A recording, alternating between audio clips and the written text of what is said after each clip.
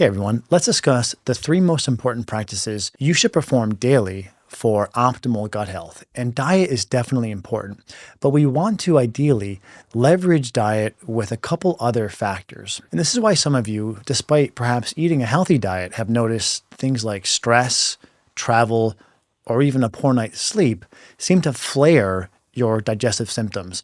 So let's cover this trifecta, if you will, for optimum gut health. And the foundation is certainly diet. You can, to a large extent, eat your way out of leaky gut. And one of the best, most foundational things to eat is probiotics. Our immune systems seem to require constant stimulation from probiotics, almost like a hormetic stressor for the gut via consumption of probiotic-rich foods.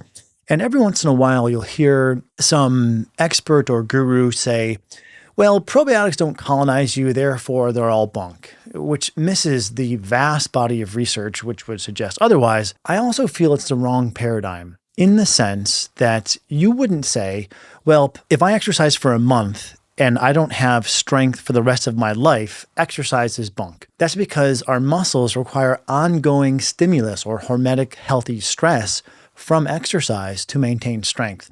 And the same thing seems to occur with probiotics. As they pass through your gut, they stimulate a number of receptors like toll-like receptor 4, which regulates leaky gut, and they do so in a beneficial or in an attuning fashion. So this then brings us to food number 1, which is fermented foods: kefir, yogurt, kombucha, sauerkraut, and kimchi. Kimchi is the highest in probiotics, but it's also the highest in histamine. So if any of you are histamine sensitive, you may want to be careful with kimchi and focus rather on kefir and yogurt, which are lower in histamine. And just 2 quick studies as case in points. A 2020 clinical trial found that kefir did improve leaky gut 10 ounces per day for 3 weeks. And this led to the authors commenting as follows: our study is the first showing that kefir supplementation causes an improvement in serum zonulin levels, and zonulin is a marker of leaky gut. And a different study, this time from a group of researchers at Stanford, published in Cell, they gave 6 servings of fermented foods per day, and they found improvements in microbiota diversity and decreased inflammatory markers. So the recommendations here would be anywhere from 1 to 6 servings per day of fermented foods, and a serving is usually either 6 ounces of liquid or 1/4 cup of vegetables. By the way, if this has been helpful, please comment, subscribe, and share with one person you think this might help. Okay, and then 2 other components with diet. One is to consume polyphenols. These are compounds, antioxidants in plants that give them their color. Some examples would be dark colored berries, dark chocolate, clove, and peppermint. And it's nicely embodied by the old axiom, eat the rainbow. A variety of colors of fruits and vegetables will give you an assortment of different polyphenols. And as evidence here, a 2021 randomized control trial gave people 3 servings per day of polyphenol-rich foods for 2 months. The results, quoting, "These data show for the first time that a polyphenol-rich diet can reduce serum zonulin levels." Another important component of your diet would be quality protein and fat so as to obtain glutamine and omega-3s. Now, glutamine is an amino acid that's a fuel source for the rapidly dividing cells of your intestinal lining. And omega-3s, as you probably already know, are incorporated into cell membranes and function to be anti-inflammatory. So the recommendations here would be glutamine-rich foods, regularly consuming beef, chicken, eggs, and bone broth, and also omega-3 fatty acids via 2 3 to 4 ounce servings per day of fatty fish in a given week.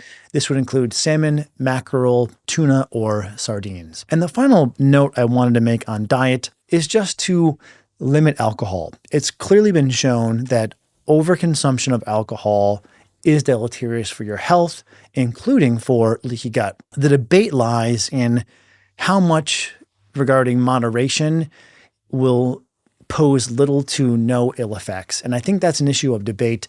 What I would submit to you is the healthier you are, likely the more alcohol you can tolerate. I think 2 to 3 drinks per week is probably permissible. Not a health food, but there's also the psychosocial aspect of alcohol, wherein for some people, it may be a nice indulgence that fosters social time. So be cognizant with alcohol. I would say the worse you're feeling, the more it would make sense to abstain. Okay, so we covered number 1, diet. Now number 2, supplementation. This begs a couple questions. Can you get enough probiotics from food? The answer is yes. We also discussed glutamine, and can you obtain enough glutamine from food? Probably not. So let's start with probiotics, because for some people who do not like fermented foods, who might be histamine sensitive, or otherwise want the convenience of a supplement, I should share with you a 2023 meta-analysis from Frontiers in Immunology, summarizing 26 randomized control trials in over 1,800 patients, and they found that probiotic supplementation led to improved leaky gut via a variety of markers, including serum or blood zonulin, LPS, and another test called the lactulose-mannitol ratio. Additionally, the probiotics improved dysbiosis, and they decreased inflammatory cytokines as C-reactive protein, TNF-alpha, and interleukin-6. Regarding how to use probiotics, we've discussed this before, but just in brief, you can organize probiotics into one of 3 formula types: blends of lactobacillus and bifidobacterium, looking at a dose of anywhere between 1 and 50 billion CFU per day, or conversely, a Saccharomyces either as Cerevisiae or Boulardii, anywhere from 4 to 15 billion CFU per day. And then finally, the bacillus or soil-based probiotics at a dose of anywhere between 2 and 6 billion CFU per day. Now, coming over to glutamine, we've discussed in prior episodes a wonderful study from Kiki Zhao at Tulane. She administered 15 grams, which is a high dose, of glutamine per day for 2 months and demonstrated a reduction in leaky gut and an 80% improvement in IBS symptoms. The average diet contains about 3 to 6 grams of glutamine per day. So this is where supplementing with an additional 5 to 15 grams per day will get you into that therapeutic level, and why I say it's pretty challenging to get enough glutamine from diet alone. And this is where, at least early phase, if you're symptomatic, I think using a glutamine supplement makes sense. And then the final supplement here would be bovine colostrum. The cow's milk that appears after birth is colostrum, and it's rich in immunoglobulins and also antimicrobial peptides. A hot off the press 2024 meta-analysis summarizing 10 randomized control trials did find that bovine colostrum supplementation improved leaky gut. A dose here to aim for would be 10 to 60 grams per day. And then the third and final component of this trifecta, we've discussed diet, we've discussed supplements, and the third is lifestyle. And within lifestyle, we should really hit on a couple important clarifying remarks. Firstly, regarding exercise, a systematic review did find that exercise improves gut motility, increased the levels of healthy bacteria or the diversity, and also levels of short-chain fatty acid. Now, the guidelines here matter. You want to aim for a mixture of moderate to vigorous exercise. So moderate would be brisk walking, jogging, hiking, or weightlifting, and vigorous would be sprinting, high-intensity training, or circuit training 3 to 5 times per week. And here's the key point: 60 minutes or less per session, because it has been demonstrated that habitually exercising for longer than 60 minutes can increase leaky gut. Regarding sleep, it has also been demonstrated that normal sleep increases the diversity or the health of the microbiota, and that poor sleep actually increases imbalances or what's known as dysbiosis. And there might even be what's known as a feed-forward effect here, where as sleep gets worse, the gut becomes less healthy, and then sleep becomes even worse. And just quoting, sleep disturbances is proposed to be linked with activation of the cortisol-producing HPA axis, altering gut bacterial composition, and reducing intestinal barrier function. The bacterial changes may stimulate pro-inflammatory cytokines that may further exacerbate sleep disturbances. So all this to say, it's really worthwhile paying attention to your sleep.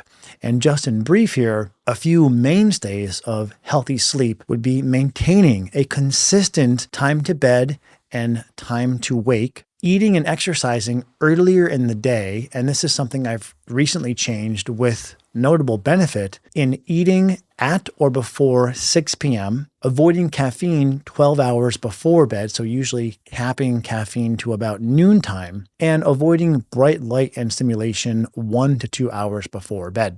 And then regarding stress, I did want to share with you what I found to be a really fascinating study that took a group of high-stress subjects and compared them to low-stress subjects. They tested their blood with LPS, or lipopolysaccharide, the component that leaks through when leaky gut is present.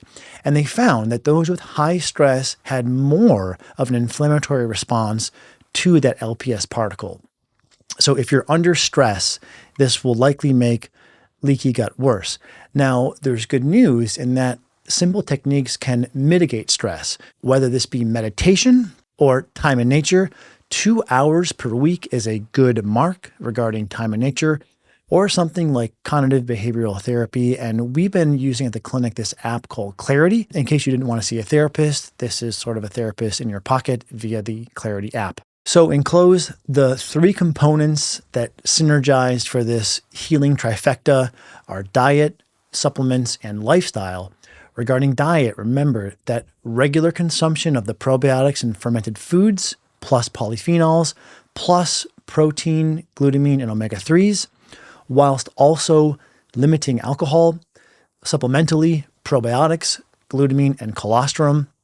And from a lifestyle perspective, exercising 3 to 5 times per week, moderate to vigorous intensity for 60 minutes or less, with a consistent sleep schedule, meal timing at or before 6 for dinner, and being careful of caffeine to be no longer consumed after midday, using some techniques to mitigate stress.